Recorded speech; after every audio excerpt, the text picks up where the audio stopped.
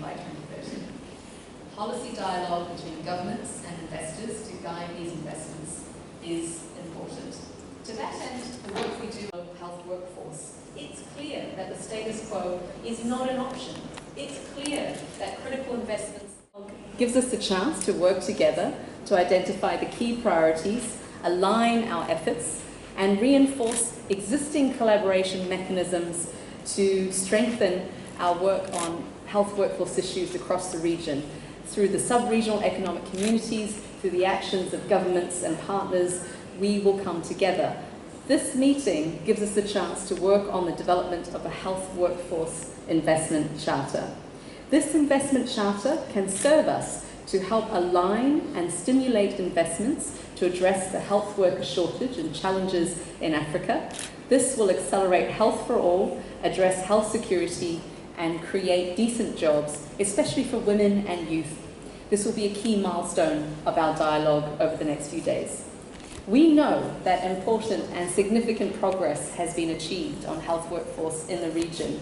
There have been innovative sub-regional approaches to strengthen investments on health workforce, and a lot of work has been done through W.H.O and SADC as an example. This dialogue is also extremely timely. There's a convergence of interests and the timing of different stakeholders who now come together with renewed energy interest to address health workforce challenges. At the same time, we have seen how governments have stepped up during the pandemic to really invest in the health workforce.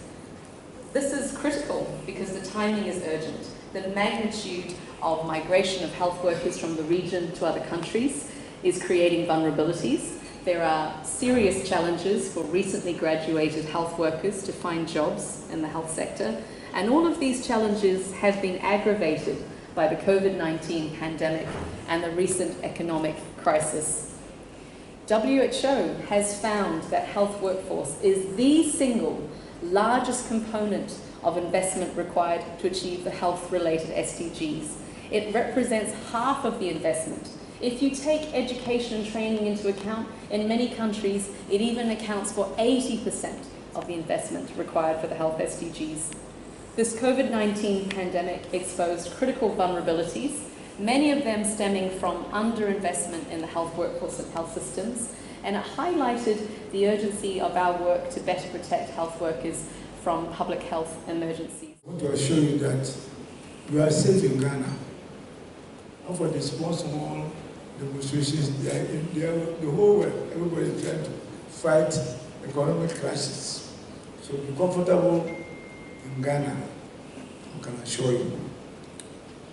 Undoubtedly, African health workers' challenges, including shortages, unemployment, excessive out-migration, maldistribution, unsatisfactory working conditions, and inadequate workplace safety and protection all require a pragmatic shift in investing better and smarter in the health workforce if universal health coverage and health security are to be attained. In addition, the COVID-19 pandemic has reinforced the vital importance of leveraging long-term sustainability investment in the public workforce to ensure there are enough health workers attracted, deployed, protected, and retained where they are needed and with the skills and equipment to do their job safely. The 2018 African HRH regional survey showed that considering all health workers, including health migrant managers and staff, the average regional HWF density was 2.9% per 1,000 population in 2018. However, to enable the progressive realization of at least 70% of the UHC targets, the density requirement for the region is estimated at 13.4 health workers per 1,000 population. If community health workers are excluded, the density threshold is 10.9 health workers. per 1,000 per decimal population. Ghana reported 2.5% per 1,000 population in 2018. Regional perspectives. In the commitment to achieving universal health coverage by 2030, the Ministry of Health recognized the need for a highly skilled and capable health workers across the country and the most remote places, and has continuously deployed and reviewed policies and strategies to guide the achievement of this goal. The latest attempt is the comprehensive national policy and strategy for human resource for health, which outline the different components needed to improve the population, training, and retention of health workers to attain Sustainable Development Goals 3 and W.H.O. The revised human resource policy and strategy seeks to improve the availability and equitable distribution of HCW across the country. The policy serves as the overarching policy directive for the health sector of Ghana, from which the various agencies and the Ministry of Health will develop the operational human resource management policies. Ghana has made noticeable progress in maternal and health and child health outcomes in the last 2 decades, though it fell short on important global targets.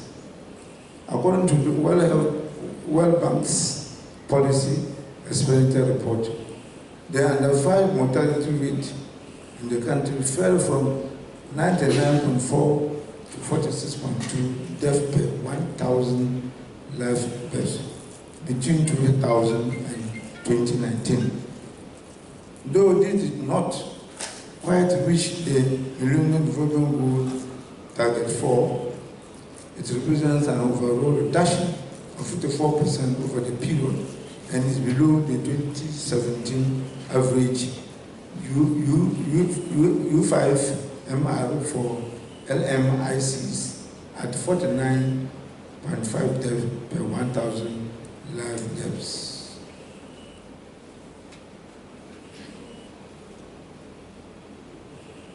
Meanwhile, disparities in U5MR persist across geographical areas and socioeconomic status. For example, while the urban Greater Accra and Ashanti region had an U5MR of 42 and 49 per 1,000 live deaths, relatively, U5MR rates were about 70% per 1,000 live within Upper West and the Northern region, respectively at 78 and 77 per 1,000 live deaths. Incidentally, these are the regions where I come from. Current projections show that Ghana is on its path to achieving the Universal Development Goal targets for infant and neonatal mortality by 2030, but current efforts will need to be sustained. Prevalence of stunting among under 5 years old children has taken substantially from 22.7% in 2011 to 17.5% in 2017. This drop is stunning rate is greater than the reduction that SSA and LMI countries have experienced during the same period. Similar to the U5MR, geographical disparities were also observed in child substantive wasting. The maternal mortality ratio decreased by almost 56% from 484 to 308 per 1,000 live birth between 2000 and 2017. However, the improvement was insufficient to meet the MDG 5.1 target and was slightly higher than the average of LMICs. The health sector, in cooperation with the non-health sector, have contributed to these appreciable health outcomes amidst same health systems challenges, particularly inadequate human resource mix and numbers of unemployed to health facilities across the country. The situation was further exacerbated by the immigration of skilled staff, especially doctors and nurses, to North America and Europe to seek for greener pastures. I think this dialogue should start addressing some of these issues.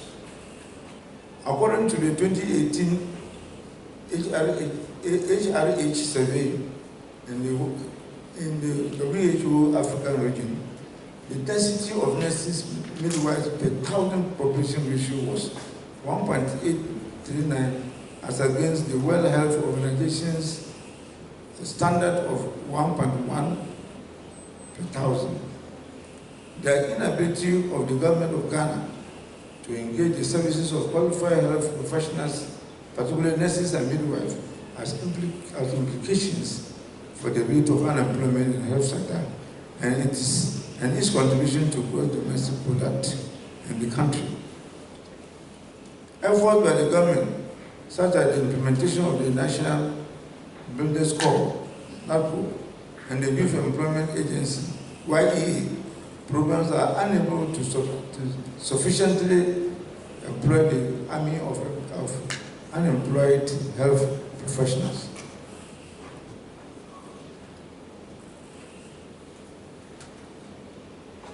Due to continuous overpopulation and limited physical space. Within the context of Ghana Beyond Aid agenda, there is a need to maximize socioeconomic return on the skillful but unemployed nurse assistants, nurses, and midwives for national development.